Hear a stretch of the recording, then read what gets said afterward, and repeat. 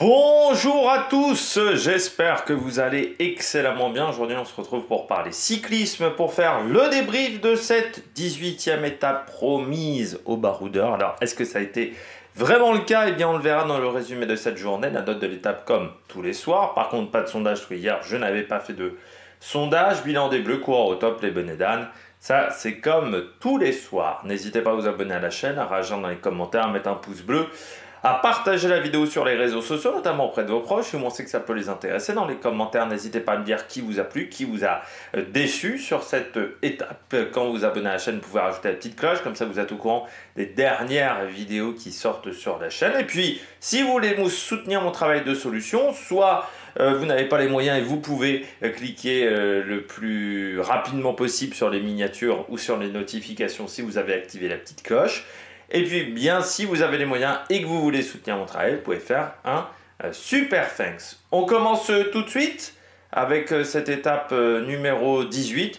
Étape où, comme on le disait, promise aux baroudeurs.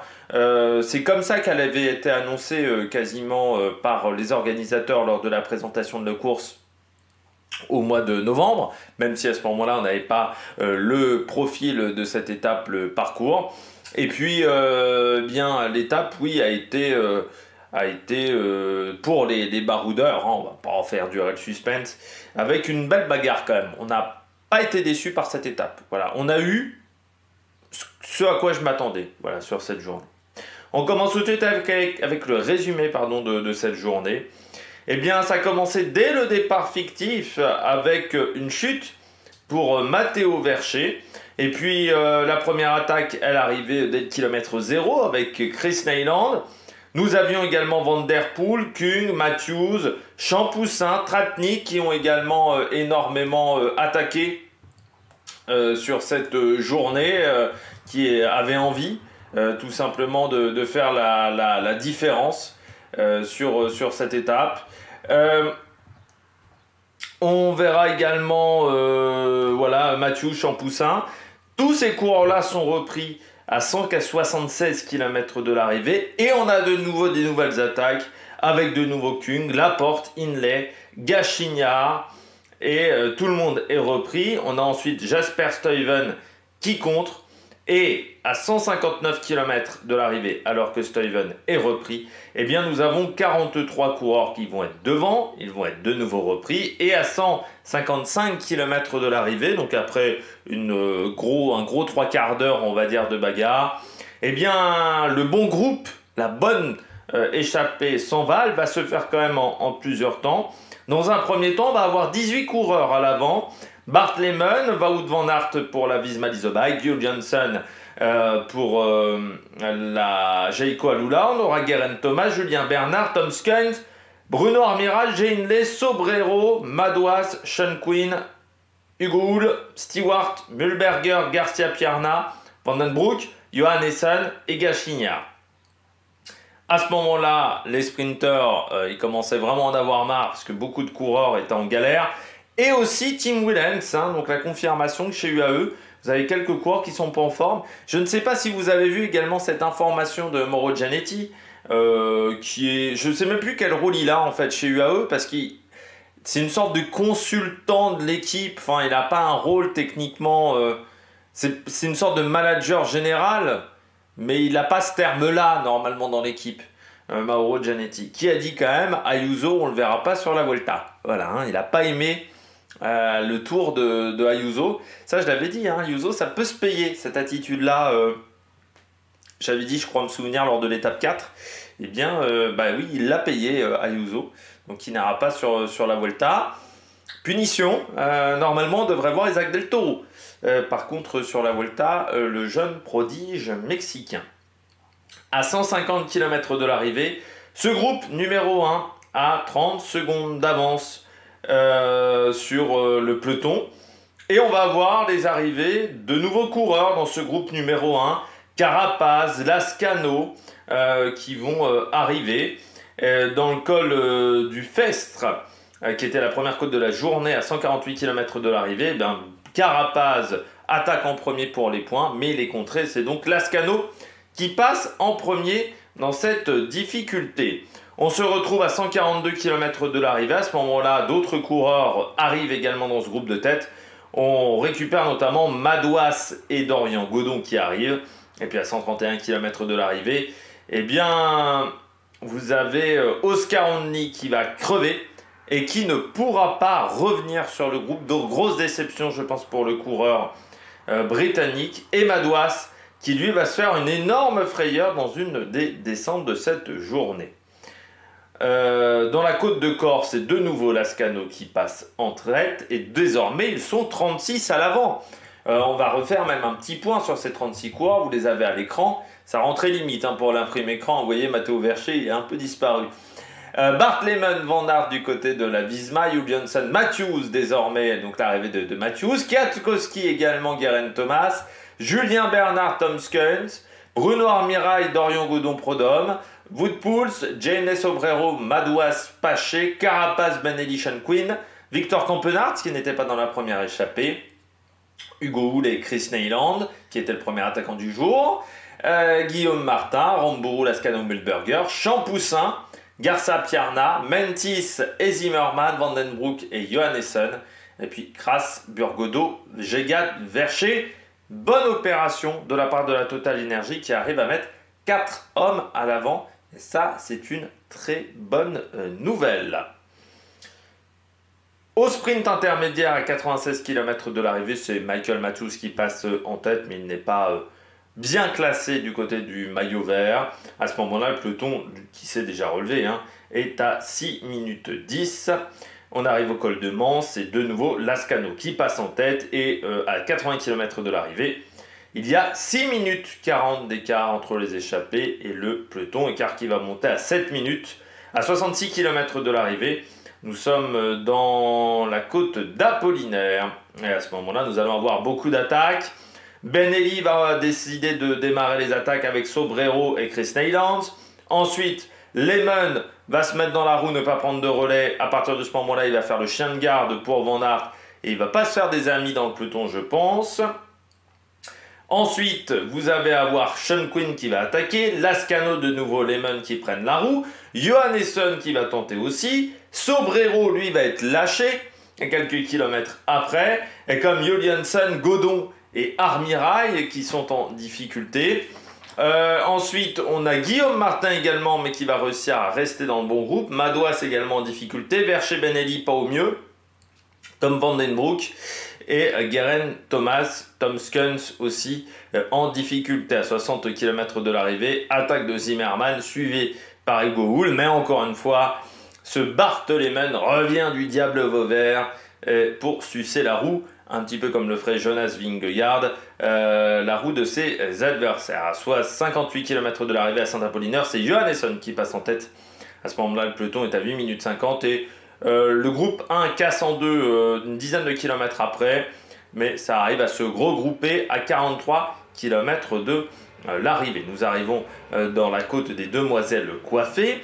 Et là, nous avons attaque de Jordan Gegat, de Prodhomme, de Julien Bernard, mais encore une fois, ce Bart Lehman arrive à suivre. Lascano va tenter de contrer comme Julien Bernard. Et la bonne attaque, ça sera à 40 km de l'arrivée où Kwiatkowski va réussir à passer en tête au côté des Demoiselles Coiffées, mais surtout à ne pas avoir ce scotch de Bart Lehman dans la roue. Il sera rejoint 5 km après par Matteo Vercher et Victor Campenaerts. Derrière, nous avons la chute de Tobias Aland Johannessen. C'est dommage pour le coureur norvégien qui semblait extrêmement fort. À 26 km de l'arrivée, la situation. Nous avons un groupe avec Jane Lay à 13 secondes.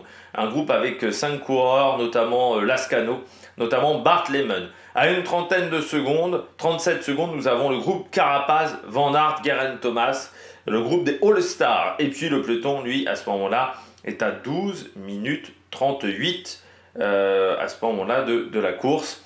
Et là, eh bien, le groupe Hindley n'arrivera jamais à revenir. Il va échouer à 10 secondes du groupe de tête qui va se bagarrer pour la victoire, malgré les efforts de Mentis, malgré les efforts de Bart Lehman pour tenter de revenir, malgré les efforts de Lascano également pour tenter de revenir. Vous allez avoir Matteo Vercher qui va tenter sa chance à 800 mètres, alors que ça se regarde un petit peu entre Kwiatkowski et Campenart, mais il sera repris.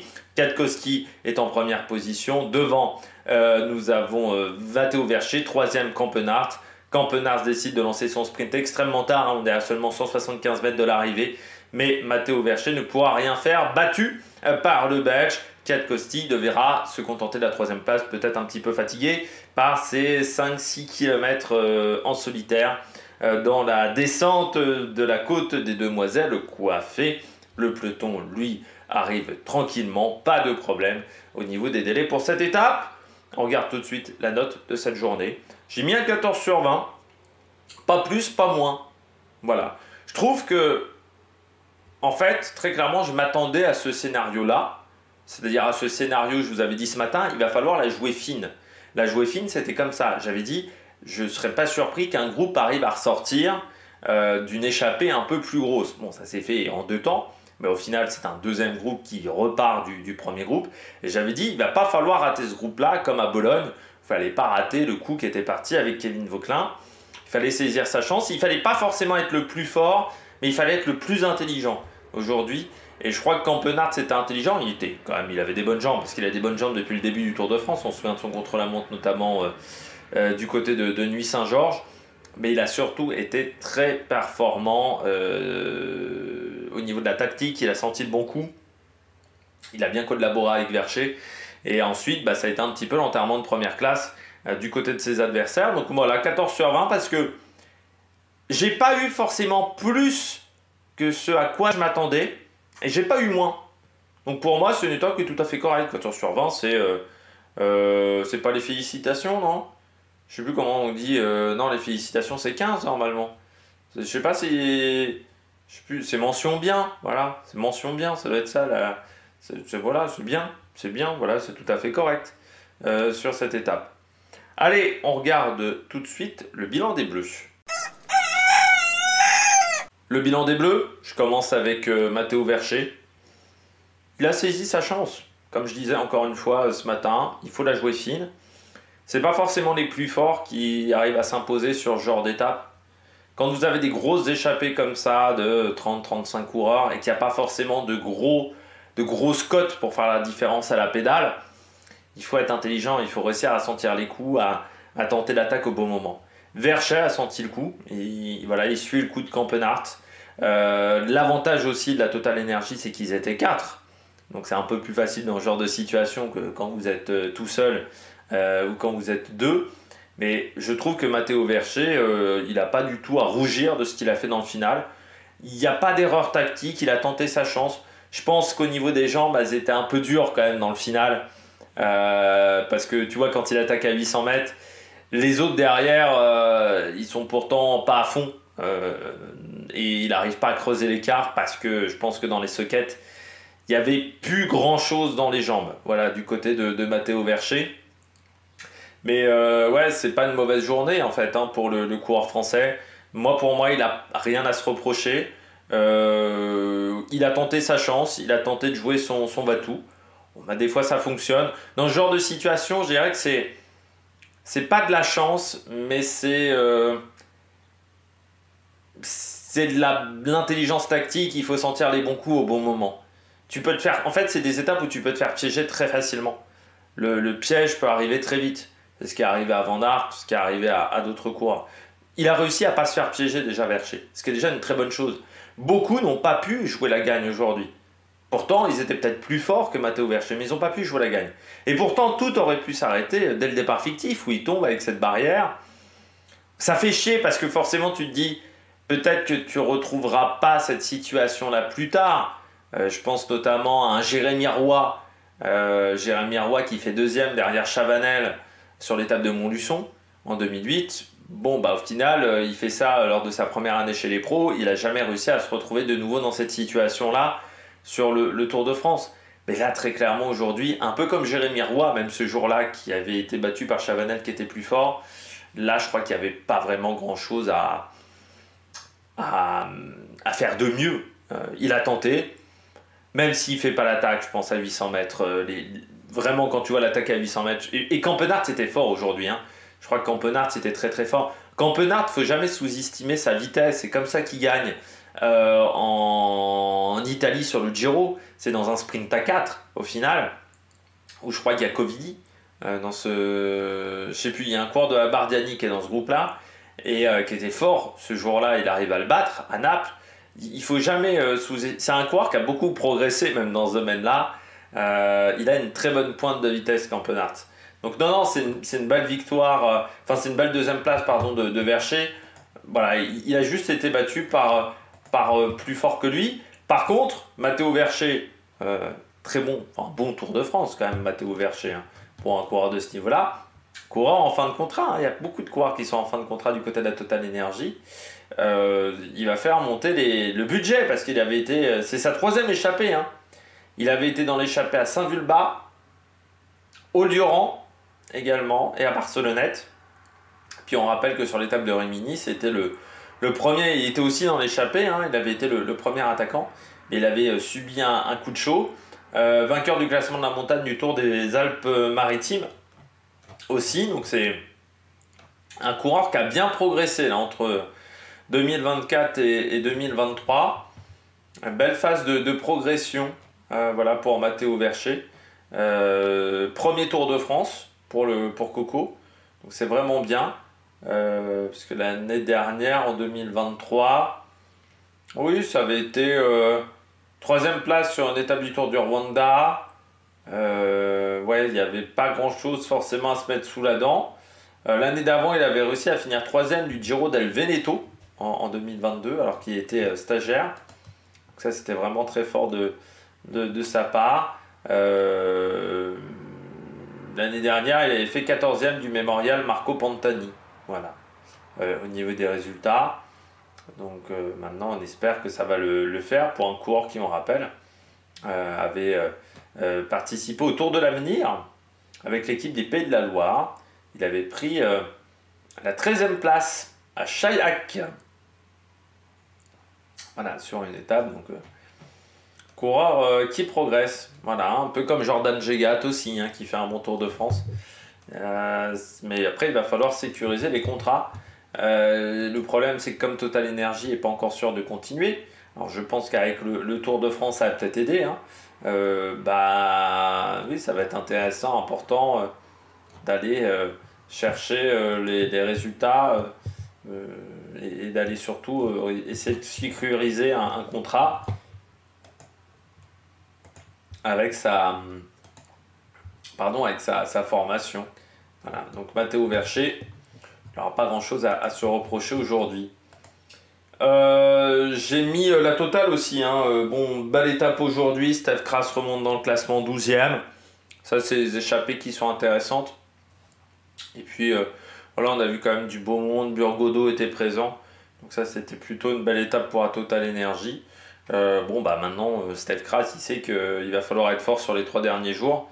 Mais lui qui était vraiment pas bien, je trouve, dans les Pyrénées, hein, il l'avait dit dans les vidéos de Total Energy, il passait vraiment des journées de merde. Là, c'était quand même un peu mieux hein, du côté Stef Kras, surtout il remonte au classement. Il est devant Guillaume Martin, par exemple, hein, Stef Kras, donc il peut être vraiment content de ce qu'il fait pour le moment. Ça va apporter des points à sa formation. Correct, Julien Bernard. C'est frustrant, hein, Julien Bernard, parce que il est un peu à contre-temps aujourd'hui. Il est un peu à contre-temps sur les accélérations. On l'a vu 2-3 fois à l'attaque. Et souvent, le bon coup, en fait, il part un petit peu après. Tu vois, dans la côte des Demoiselles Coiffées, il attaque 2 fois. Putain, le coup de Kwiatkowski, c'est quand il se fait reprendre par le peloton de poursuite, quoi, par le peloton d'échappée. Donc ça, c'est vraiment frustrant.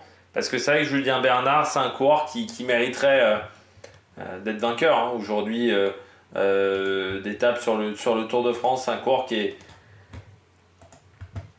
est tout le temps dans les échappées, qui se bat, qui fait quand même un très bon Tour de France cette année.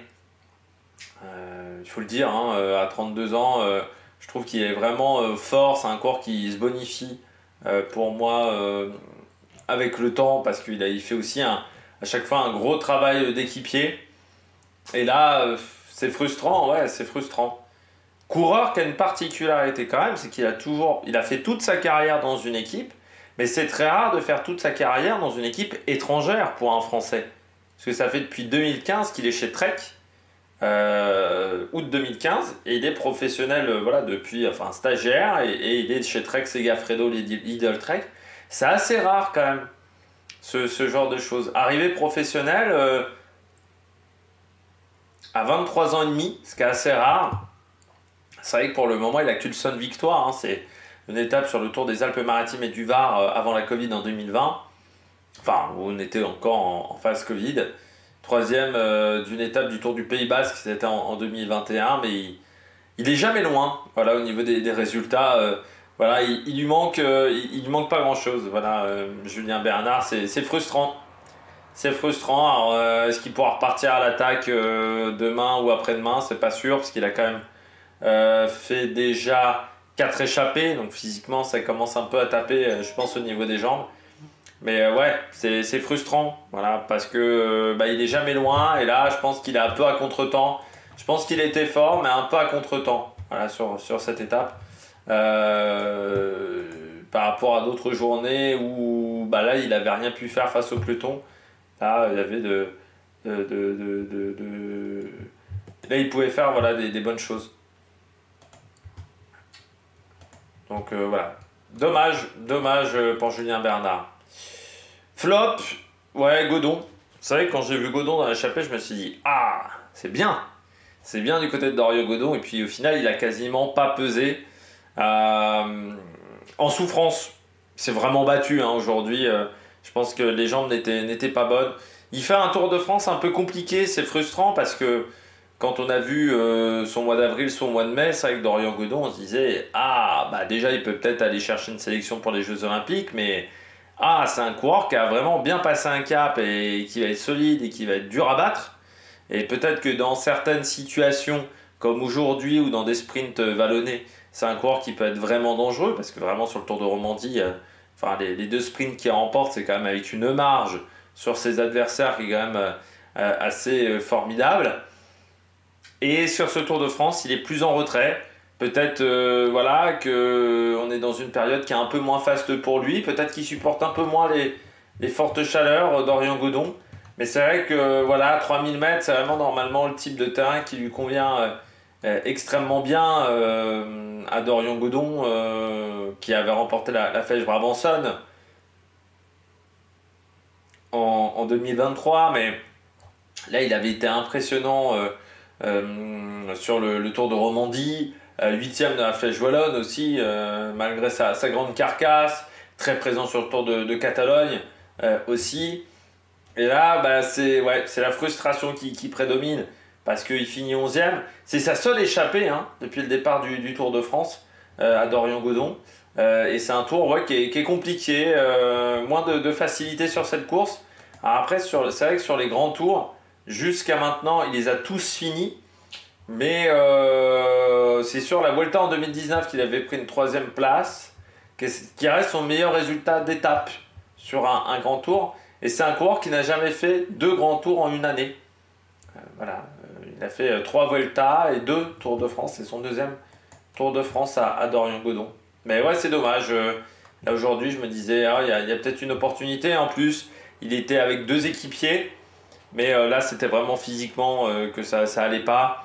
Côté de Dorian Godon, peut-être le fait d'avoir dû rouler derrière ce groupe-là de 15 pendant une dizaine de kilomètres, c'est des efforts qui lui ont coûté sur la fin. Et parce qu'on voit que Madois, c'est un peu pareil. Et il était aussi en échappée. Ah si, il était en échappée hier, Godon. Elle n'est pas marquée parce que c'était pas assez de kilomètres. Il était dans l'échappée hier, Godon, et je pense que physiquement, voilà, la fraîcheur n'était plus là sur cette étape. Puis je termine avec Champoussin. Ouais, c'est frustrant, Champoussin. Moi, je comprends pas comment un coureur qui a pu remporter une étape sur la Vuelta il y a 3 ans, où il avait été super impressionnant. Bah, il est quand même bien descendu dans l'anonymat. Moi, c'était un coureur que je voyais être très performant. Et puis, aujourd'hui, quand tu regardes son palmarès, c'est un petit peu décevant. Surtout qu'il s'était imposé vraiment en costaud hein, sur la Vuelta Enfin, il y était allé pas de main morte. Je trouve que c'est un coureur qui n'a pas réussi à passer un cap. Ça arrive hein, chez quelques coureurs, souvent quand même des coureurs français, qui arrivent à être performants chez les jeunes et puis bah, on n'arrive jamais à passer le cap. Je pensais Gilbert. Gilbert, il y a eu les problèmes de genoux, mais c'est vrai que c'est un coureur qu'on voyait quand même mieux que ça au final en termes de palmarès. Bah, j'ai envie de dire Clément Champoussin, c'est vrai que je pensais que c'est un coureur qui ferait mieux. C'est quand même un coureur qui maintenant en haute montagne a du mal. Il est plus sur un registre puncher, mais là, même sur un registre puncher, tu vois que là, dès que ça a accéléré, les meilleurs accélérés, il était en difficulté. Ouais, frustrant Champoussin depuis sa victoire sur la Volta, en fait. Parce que c'est vrai que la saison 2021 est vraiment très bonne, et en fait, il n'a pas du tout réussi à confirmer l'année d'après, et depuis, il est à la recherche, on va dire, de ses sensations. Encore un contrat d'un an chez Arca, parce qu'il avait fait un contrat de 3. Bon, bah maintenant, ça sera bien de réussir à trouver les bons résultats, à trouver la solution, quoi. Ça sera le vrai travail, désormais, pour Champoussin.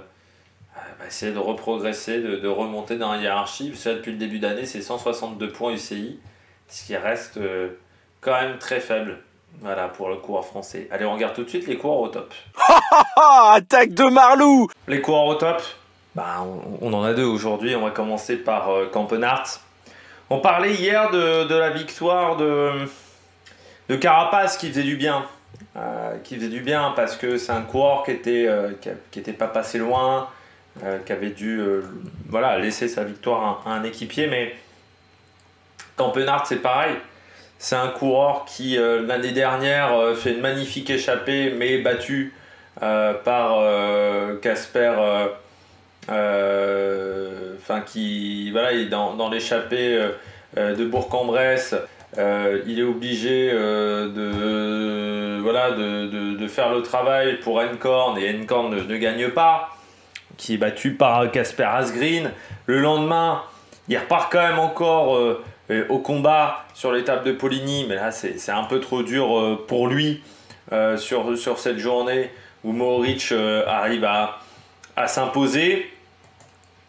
Et Campenart, c'est quand même un coureur qui est toujours présent en fait dans les courses de Flandrienne. C'est quand même un coureur qui a démarré en étant pur spécialiste du contre-la-montre et quasiment que ça à l'époque où il était champion d'Europe, et il s'est reconverti en coureur de Flandrienne, en coureur attaquant. Il y a vraiment eu un changement quand il est notamment allé chez NTT à l'époque. Ça a été un changement vraiment fort quand il a décidé d'aller chez NTT et de viser beaucoup plus les classiques que ce qu'il faisait auparavant. Il y a eu quand même des places d'honneur sur ces courses-là. C'est un coureur en fait qui est tout le temps équipier, qui a fait là cette année quand même un énorme travail pour Arnaud Delis et qui sauve un peu le Tour de la Loto en passant, parce que Arnaud Delis n'avait pas forcément eu les victoires. Et Campenart, il est ouais, c'est vraiment l'équipier modèle, quoi. C'est-à-dire, dans une équipe, avoir Campenart avec toi, tu sais que tu as un bon équipier. Tu sais que tu as un bon coureur avec toi, un solide coureur qui peut t'aider. Et c'est un coureur qui, un peu comme Carapace, est très généreux dans l'effort. Parfois trop, parfois il fait des erreurs, mais quand ces coureurs-là arrivent à s'imposer, quand des équipiers comme ça arrivent à s'imposer, ça fait toujours plaisir. Surtout que Campenart, on ne sait pas s'il va continuer. Hein. Parce que, bon, il avait dit avant le Tour de France, je ne sais pas si je vais poursuivre, il est en fin de contrat. Il a 32 ans, bientôt 33, ça sera fin octobre. Et il réfléchit parce que le cyclisme, il aime le vélo. C'est un passionné de vélo, Campenart. Tous les coureurs professionnels le disent, c'est le mec qui est le plus passionné de matériel. C'est un dingue de matériel, Campenart. C'est-à-dire qu'il est toujours en train de peaufiner le matériel, mais il disait les sacrifices.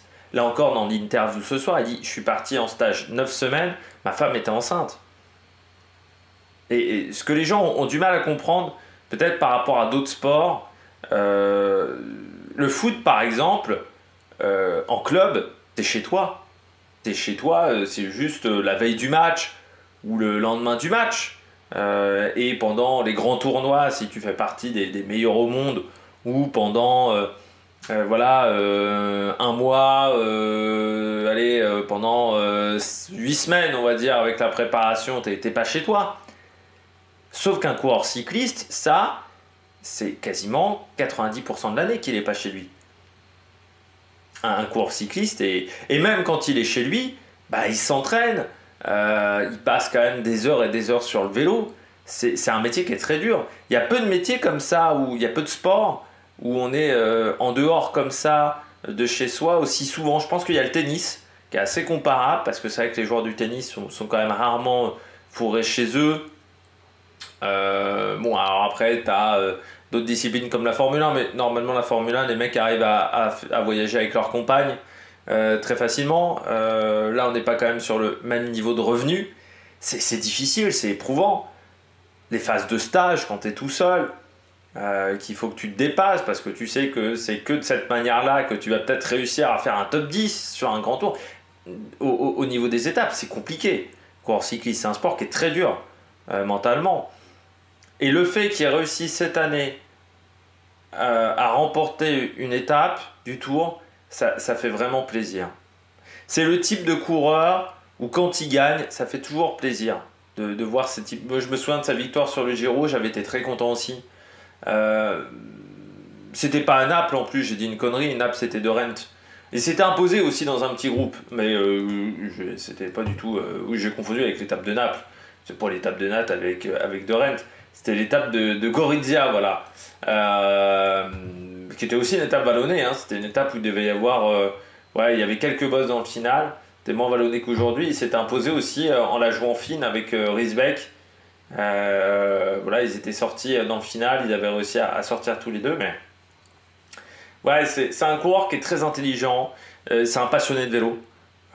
Vous avez des mecs qui font du cyclisme mais qui sont pas forcément les mecs les plus fans de cyclisme.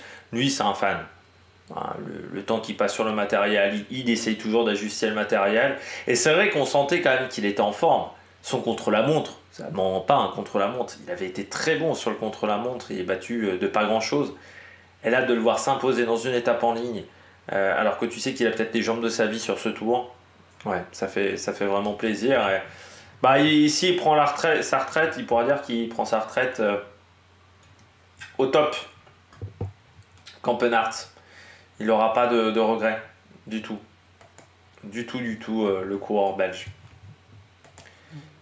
Kwiatkowski, bah, lui, c'est vraiment le mec qu'on voit 2 fois dans l'année maintenant, Kwiatkowski. Enfin, c'est extraordinaire parce que c'est vraiment le mec maintenant. Tu le vois 2 ou 3 fois dans l'année. Par contre, quand tu le vois, tu sais que ça va aller au bout. C'est un peu comme. Oui, il y a des coureurs comme ça. Moi, je me rappelle Thomas Voeckler. Tu savais que quand Thomas Voeckler était dans une échappée, l'échappée allait au bout. Thomas Voeckler, il faisait pas 150 échappées par an. Par contre, les échappées qu'il faisait sur le tour, tu savais qu'elles allaient au bout. Il y avait, même si c'est pas lui qui s'imposait, ça allait au bout. Et Kwiatkowski, tu sais que quand il part dans un coup, c'est un coup, il va y avoir, ça va aller au bout aussi. Kwiatkowski, c'est quand même un mec qui. On parlait hier du palmarès de Carapaz, mais le palmarès de Kwiatkowski, pour un mec qui a quasiment jamais été leader depuis 2016 de ses formations. Parce qu'en fait, il a été leader chez Omega. C'est les seules périodes où il était véritablement leader. Depuis qu'il est chez Sky, donc 2016, il n'a jamais été leader dans une équipe. Quasiment, très rarement. Par contre, les quelques fois où on lui donne les clés du camion, il a toujours été bon. Là, aujourd'hui, je pense qu'on lui a donné les clés du camion. Parce que Geraint Thomas, vu ce qu'il avait montré hier, on voyait bien qu'il n'était pas au top de sa forme, Geraint Thomas. Il a tenté. Bon, je pense qu'il lui manquait, je pense qu'il n'est pas au top de sa forme. Il doit faire la Vuelta aussi. Hein. Il est prévu qu'il fasse les Jeux Olympiques et la Vuelta. C'est quand même un mec qui porte la Pologne sur ses épaules depuis 10 ans. Parce que le cyclisme polonais est quand même pas exceptionnel. Le mec a quand même été 2 fois vainqueur de l'Amstel. Bon, alors une fois, il y a la photo finish avec Cosnefroy. Il y aura toujours le doute, mais 2 fois vainqueur de l'Amstel, 2 fois vainqueur d'Estrade Bianche, Milan-San Remo, champion du monde, Tirreno Adriatico, Tour de Pologne aussi, 2 étapes du Tour de France. Enfin, voilà, il a que 30 victoires, et dans les 30 victoires, il y a quand même du lourd. Puis c'est quand même un gars qui gagne quasiment une victoire par an depuis son début de carrière. La seule année où il n'a pas gagné, c'est 2019. Ah, et 2021. Voilà, il y a 2 trous. Mais c'est fort d'arriver comme ça à avoir des résultats chaque année, au moins un petit truc à gagner. Non, c'est vraiment un coureur, moi, que je trouve impressionnant parce que il aurait pu aller vraiment dans dans des structures où il était leader. Mais il aime, je pense, ce côté équipier, Kwiatkowski. C'est-à-dire, il aime de ne pas avoir la pression sur les épaules tous les jours. Mais il aurait pu être leader dans d'autres structures. Chez UF, il aurait été leader. Par exemple, chez Cofidis, il aurait été largement leader. Mais je pense que c'est un coureur qui ne voulait pas avoir tout le poids des résultats de l'équipe sur ses épaules. Et c'est pour ça qu'il est allé chez Sky, je crois très clairement. Kwiatkowski, parce que quand il est chez Omega Pharma Quick-Step, c'est une époque où c'est vrai dans les étapes difficiles, on comptait que sur lui quasiment. Chez Sky, c'était moins le cas. On comptait un peu sur lui sur les classiques, mais pas autant sur les grandes épreuves. Et ouais, je trouve que c'est un coureur qui a quand même un énorme palmarès aujourd'hui, qui est peut-être un peu sous-estimé parmi les coureurs des années 2000. C'est pas le coureur des années 2010, de cette période-là, c'est pas forcément le coureur le plus coté, je dirais, dans les classements, mais non, c'est un mec qui est très solide. Bon, aujourd'hui, il fait l'écart. Je pense qu'il se fatigue un petit peu tout seul, et ensuite il lui en manque un petit peu, mais bon, il le savait parce qu'il lance son sprint super tard. Je pense qu'il le savait, Kwiatkowski, que même s'il est fort sur les sprints de course, c'est comme ça qu'il a gagné notamment l'Amstel. Il savait que là, ça allait être compliqué, je pense, pour le sprint. Et bon, voilà, Campenard c'était plus fort, mais pas de regret pour lui aussi ce soir. Et puis il montre quand même que du côté d'Ineos, on est là sur ce Tour de France. Parce que bon, à part Rodriguez et lui, c'est vrai que le reste de l'équipe, pour le moment, c'est un petit peu... c'est un petit peu un cauchemar, ce Tour de France, par rapport aux années précédentes. C'est loin d'être une réussite. Là, au moins, il a eu un résultat sur cette étape. Ensuite, on verra ce que ça donnera dans les jours à venir. Il y aura peut-être Egan Bernal qui tentera sa chance demain ou après-demain. Ça peut être une possibilité, même si, comme il était malade, je ne le mettrai pas parmi mes favoris pour la victoire. Allez, on regarde tout de suite les bonnets d'âne. 4 bonnets d'âne aujourd'hui. Je commence avec Van Aert. Ils ont mal joué le coup, la Visma, aujourd'hui, pour Van Aert. C'est-à-dire que Bart Lehman était très fort aujourd'hui, on l'a bien compris. Est-ce qu'il n'aurait pas fallu l'envoyer en éclaireur? Est-ce que ça n'aurait pas été plus intelligent quand t'es que deux d'envoyer Bart Lehman dans un groupe avec Kwiatkowski pour qu'il roule, ou dans un groupe avec Benelli, ou dans un groupe avec un mec comme ça, que comme ils prennent un peu d'avance, ça durcisse un petit peu la course, puis après soit on revenait pas sur eux, ou soit Van Aert pouvait jouer le sprint. Mais dans ce cas-là, Van Aert n'était pas obligé de rouler. Là, je trouve quand même qu'en termes de stratégie chez Visma, on s'est raté pour faire gagner Van Aert, pour moi, parce que Bart Lehman, à part se mettre à dos toutes les échappées et tous les mecs avec qui il était, il n'a pas servi à grand chose. Mais là encore, tu vois le manque de stratégie qu'a cette équipe. Enfin, c'est terrible, mais le nombre de fois où Van Aert a perdu des courses en faisant des erreurs stratégiques, et parce que son équipe faisait aussi des erreurs stratégiques dans la voiture, c'est quand même une équipe qui, heureusement qu'elle a des coureurs qui sont forts pour aller gagner des courses, parce que sinon... c'est pas avec l'intelligence tactique qui gagne des courses. Tu as des formations, c'est l'intelligence tactique, c'est la stratégie, c'est la vista. Eux, c'est pas ça du tout. Du côté de la Visma, c'est un peu le néant en termes de stratégie. L'année dernière, notamment sur les Champs-Élysées, quand tu as des coureurs qui veulent pas prendre un relais à Pogacar, ce qui, je trouve, est un peu bête, parce que ça aurait pu durcir la course des Champs-Élysées, peut-être permettre à Van Aert de s'imposer. À chaque fois, je trouve que cette équipe, heureusement qu'ils sont forts. Voilà. Et là, on voit que cette année, ils sont un peu moins forts et ça devient tout de suite compliqué. Sur le Giro, ils sont quand même passés un peu à travers. Heureusement qu'il y a eu Olaf Koy sur le sprint, mais sinon ils sont passés un petit peu à travers. Après l'abandon de Kwiatkowski, là sur ce Tour de France, c'est quand même compliqué. Van Aert, moi ça fait quand même depuis 2 ans que je trouve que on va me dire je suis sévère. Oui, mais c'est parce que c'est Van Aert. Je serais pas sévère si c'était... si Matteo Vercha avait les mêmes résultats que Van Aert cette année, j'aurais dit excellent. Sauf qu'on parle de Wout Van Aert. On parle d'un mec qui est l'un des meilleurs au monde normalement sur les classiques et qui se fait balafrer par Alpecin quasiment maintenant à chacune des classiques flandriennes et qui en termes de résultats c'est faible. Enfin faible, oui, faible, je crois que c'est le bon terme. Par rapport en plus, oui, à Van Der Poel, par rapport à Philipsen, et souvent parce qu'en termes de stratégie, ils se plantent. Si Visma, ce ne sont pas les plus forts, ils ont quand même du mal à gagner. Jorgensen sur Paris-Nice, ouais, pour moi, il était quand même très fort, Jorgensen sur Paris-Nice. C'est peut-être la seule fois où on peut dire que c'est un peu l'inverse, mais il était quand même très fort, Jorgensen sur Paris-Nice. Je trouve que c'est une équipe qui, dans la voiture, a pas... C'est pas la Sky, quoi. C'est pas... la Sky de la grande époque, c'est pas... ces équipes-là qui arrivaient à avoir un temps d'avance en termes de stratégie, pour moi, on en est bien loin. C'est pas la Quick Step sur les classiques, par exemple, qui quelquefois se plantait, mais arrivait quand même à faire des très bonnes choses. Encore une fois, il faut qu'il soit très fort. Là, aujourd'hui, pour moi, il fallait envoyer Bart Lehmann en éclaireur. Mais qui collabore, pas qui reste dans la roue. Là, le problème, c'est qu'il s'est mis à dos toute l'échappée quasiment. Et moi, je suis quasiment sûr que sur la fin, les Ben Eddy et autres, ils ne voulaient pas ramener Van Aert. Déjà, parce que certes, il y avait Van Aert qui était sprinter, mais bon, tu aurais pu te dire, je roule pour aller récupérer les mecs de devant. Mais je pense aussi parce qu'ils ne voulaient pas ramener Van Aert, parce qu'ils ne voulaient pas faire le cadeau à Van Aert. Voilà, ils ne voulaient pas faire le cadeau à la Visma.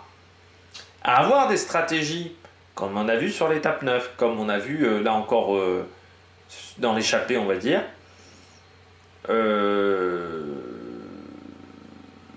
ils vont commencer à se mettre vraiment toutes les autres équipes à dos.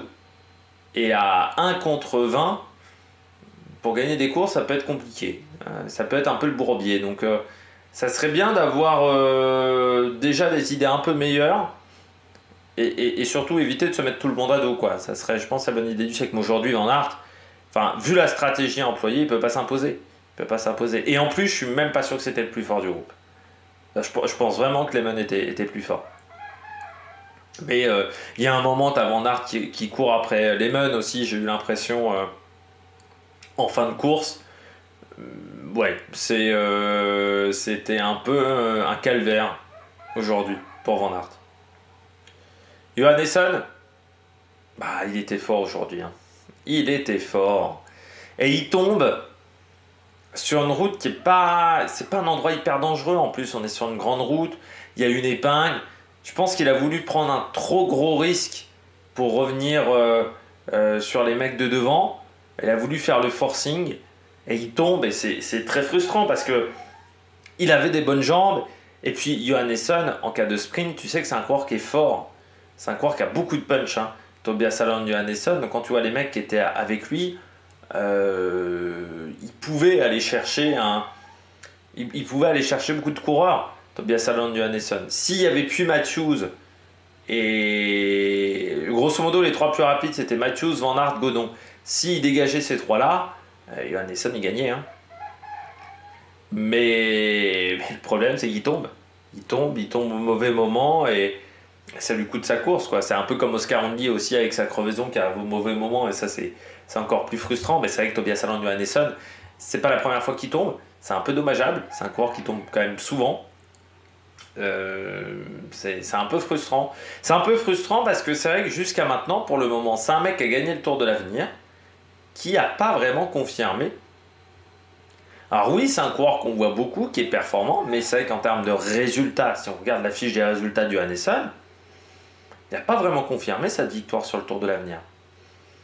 Ça aurait été bien aujourd'hui une victoire d'étape sur le Tour de France. Il avait les jambes pour le faire, rapportant en plus sa première étape de la Uno X. Il avait les capacités de le faire. Bon, déjà, il y a un problème, il se retrouve un peu seul, il faut bien le dire. Mais il était fort, il était fort. Je pense qu'avec Lemon, c'était peut-être avec Lemon, Lascano, c'était les trois plus forts, je pense, du groupe. Largement les trois plus forts du groupe. Et bon, là, il tombe vraiment. Alors, il a quand même été fort dans sa tête. C'est là où tu vois que c'est frustrant et qu'il était costaud, c'est qu'il revient quand même dans le groupe Van Der Poel. Dans le groupe Van Aert, pardon, sur la fin. Donc dans le groupe qui se bat pour la 10e place, quoi, un truc comme ça. C'est fort quand même, parce que le mec il tombe, ce que disait Vauclair, ce qui était complètement râpé, ça montre aussi que derrière ça n'a pas roulé très fort, au final ça ne s'entendait pas, qu'on ne voulait peut-être pas ramener Van Aert, et Tobias Valorn-Johannesson, il sera frustré. Ouais, 3e Aramburu, j'avais oublié Aramburu dans les coureurs rapides, dans les 3-4 coureurs rapides, mais... c'est toujours, enfin Aramburu, c'est toujours un coureur qui me déçoit. Encore une fois, je pense qu'on me l'a trop survendu à un moment, mais c'est vrai que là aujourd'hui, c'était une opportunité pour Aramburu. C'est un peu comme Roras, c'est le Roras moderne Aramburu. Non, mais il y avait 3000 mètres de dénivelé positif. C'est vraiment le profil de course où il doit être présent. Certes, il est dans l'échappée, mais il a été assez transparent dans l'échappée, il faut bien le dire. Alors un peu piégé par Lascano aussi. Là, il ne pouvait pas rouler chez Movistar, mais bon, quand on a vu que Lascano ne roulait pas, est-ce qu'on n'aurait pas pu faire attendre Lascano pour qu'il roule pour Aramburu? Ça aurait pu être une solution également stratégique. Mais même son sprint à l'arrivée, il fait 14. Il fait 14, loin quand même derrière les deux vainqueurs du sprint du peloton qui sont Matthews et Van Aert. Voilà, Van Aert fait 9, Matthews fait 10. Il y a Godon, Paché, Garcia Pierna et seulement Alex Aramburu. C'est dommage, parce que encore une fois, c'est un coureur qui est hyper talentueux, mais qui a un registre de course qui est extrêmement restreint. Et ça, c'est son gros problème. Voilà, à ce coureur. C'est hyper frustrant. Qu'il n'arrive pas à faire mieux. Qu'il n'arrive pas à faire mieux pour le moment. Il est prévu qu'il fasse la Puebla Villafranca qui aura lieu pendant les Jeux Olympiques, donc nous on la débriefera pas. Normalement il doit faire cette course-là juste après donc le Tour de France, parce que cette année la Classica San Sébastien arrive plus tard. La Classica San Sébastien arrive le 10 août je crois. Ouais, c'est le 10 août, donc le dernier week-end des Jeux. Voilà, pour la Classica San Sébastien, le Tour de Pologne, ça sera juste après les Jeux. Ce sera en même temps que le Tour de France Femmes. Voilà, les deux courses auront lieu en même temps, et donc ceux qui font le Tour de Pologne ne pourront pas faire la Vuelta cette année. Voilà, il y aura le Tour de Pologne qui sera en 7 étapes, fait que tu ne peux pas faire la Vuelta et le Tour de Pologne cette année. La Vuelta qui commencera le 17 août, donc à la fin du Tour de France Femmes. Tout s'enchaîne cette année, et puis ensuite il y aura les Paralympiques. Donc il y a vraiment tout en même temps. La Bretagne Classique aussi, qui aura lieu pendant les Paralympiques, par exemple. Mais l'avantage, c'est que le Grand Prix de Québec, Grand Prix de Montréal, eux, auront lieu dans une période de trou. Voilà, septembre sera plus calme que l'année dernière, au niveau du World Tour. Donc on fera plus de courses en septembre, on fera plus de débriefs de courses en septembre, on fera d'autres épreuves. Van Der Poel, dernier flop. Ouais, pas dans l'échappée aujourd'hui, Van Der Poel. Ça, c'est quand même un peu... pas d'Alpecin, quand tu vois quasiment toutes les équipes représentées, à part UAE, quasiment. C'est un gros raté quand même chez Alpecin. Van Der Poel, je trouve pas fantastique. Je trouve... En fait, j'ai l'impression que c'est un pas en avant, 3 pas en arrière, comme Van Der Poel sur ce Tour de France. Je l'avais trouvé très bien quand il lance Philipsen, que ce soit à Saint-Amand-Mauron et à Pau, où c'est très costaud. Et puis en même temps, non pas à Pau, à Nîmes, où il est très fort dans sa manière de lancer le sprint. Et en même temps, tu as des états comme ça, c'est normalement des états Van Der Poel, ça. Enfin voilà, normalement il doit être dans l'échappée Van Der Poel. Sauf que très souvent, il n'arrive pas à rentrer dans l'échappée. Il n'a pas le bon timing pour prendre les échappées Van Der Poel. En fait, je suis en train de me dire, c'est pas la première fois que je vois ça sur le Giro. il attaque beaucoup, Van Der Poel, mais rarement il arrive à rentrer dans des échappées. Pourtant, il est motivé, hein, tu sens qu'il a... Mais il attaque rarement au bon moment. Il faudrait lui prendre des cours de comment rentrer dans une échappée, Van Der Poel. Mais là, c'est quand même un raté chez Alpecin. Il doit y avoir Van Der Poel, il doit y avoir Axel Laurence sur ce type d'étape. Sylvain Didier aussi, il doit pouvoir y aller. Il y a 3000 mètres de dénivelé positif, mais là, quand on voit comment ça part, c'est pas normal qu'il n'y ait pas un Alpecin aujourd'hui. Donc pour moi, c'est une équipe qui s'est vraiment ratée sur cette étape. Eh bien, j'espère que vous avez aimé cette vidéo et on regarde tout de suite les différents classements. Eh bien, on regarde tout de suite les différents classements. On commence par le classement de l'étape victoire de Victor Campenaerts aujourd'hui, donc devant Matteo Verchet et Kwiatkowski. On retrouve ensuite Skøyen, Lascano, Bart Lehmann du côté de la Visma dans le groupe de contre, et puis Van Aert, Matthews, notamment dans le deuxième groupe, Godon, deuxième français, Quentin Paché, 12e de cette étape. Si on regarde le général, pas de changement notable dans le top 10, hein. Vous voyez que Pogačar a toujours 3,11 d'avance sur Vingegaard, 5,09 sur Evenepoel. Par contre, les changements sont plus dans le top 15, entre la 10e et la 15e place, où Stef Kras se retrouve désormais 12e, Guillaume Martin 13e, et donc Jorgensen, Yates ont perdu 2 positions. Lorenz de plus, lui, sort de ce top 15 en passant désormais 16e du côté du classement général. Le dernier du classement général, c'est toujours Davide Ballerini, voilà, avec toujours cette minute d'écart par rapport à Mark Cavendish. Et tout le monde a fini dans les délais aujourd'hui.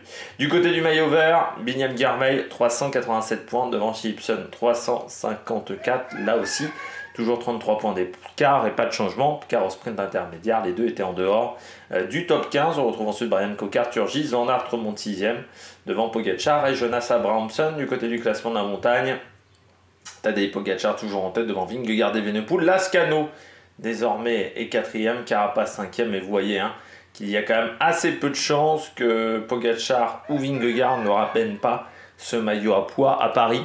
Enfin à Nice plutôt, parce qu'on n'arrivera pas à Paris, parce que très clairement, voilà, on voit que ça se partage des points entre les coureurs, mais là aujourd'hui, en plus les Lascano et Carapaz, on les verra peut-être pas en échappée demain.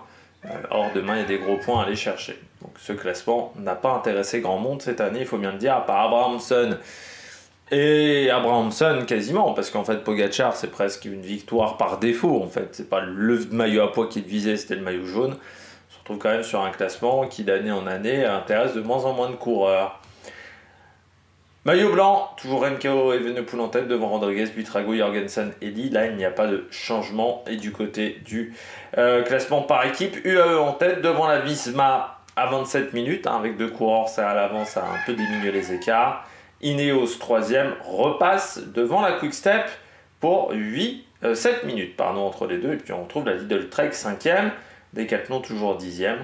Et première équipe française, Astana toujours bonne dernière, juste devant la Alpecin.